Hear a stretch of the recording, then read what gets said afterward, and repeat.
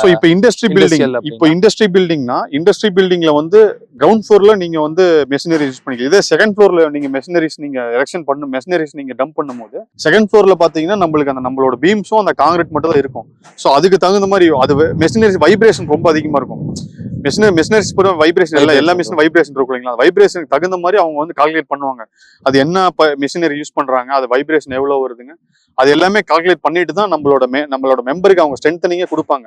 எத்தனை plate use பண்ணலாம்னு சொல்லிட்டு கொடுத்துட்டு தான் அதுக்கப்புறம் அந்த திக்னஸ் காங்கிரீட் திக்னஸ் எவ்வளவு யூஸ் பண்ணணும் அதோட ஸ்பெசிஃபிகேஷன் ஆர்டிகல்லாம் நம்ம டிசைன் டீம் ஆர்டிகல்லாம் சேர்த்து இன்டராக்ஷன் பண்ணி கொடுப்போம். உங்களுக்கு வந்து பாத்தீங்க அப்படின்னா டாப் டு பாட்டம் என்ன பண்ணணும் அப்படிங்கிறது மெஷினிங் ஃப்ளோர் போற ரொம்ப சென்சிட்டிவான பில்டிங் இது. ஏன்னா நம்ம காங்கிரீட் போடுறோம் இல்லைங்களா, நம்ம எரெக்ஷன் முடிச்சுட்டு மெஷினிங் ஃப்ளோர் எரெக்ஷன் முடிச்சுட்டு அங்க காங்கிரீட் போடுவாங்க. காங்கிரீட் போட்டதுக்கு அப்புறம் நம்ம டிஃப்ளெக்ஷன் எதுவும் இருக்கக்கூடாது, அந்த பீம் டிஃப்ளெக்ஷன் எதுவும் இருக்கக்கூடாது, அது சர்ஃபேஸ் எல்லாம் கரெக்டா இருக்கணும். ஸோ இதுவும் ரொம்ப சென்சிட்டிவான ஒர்க்.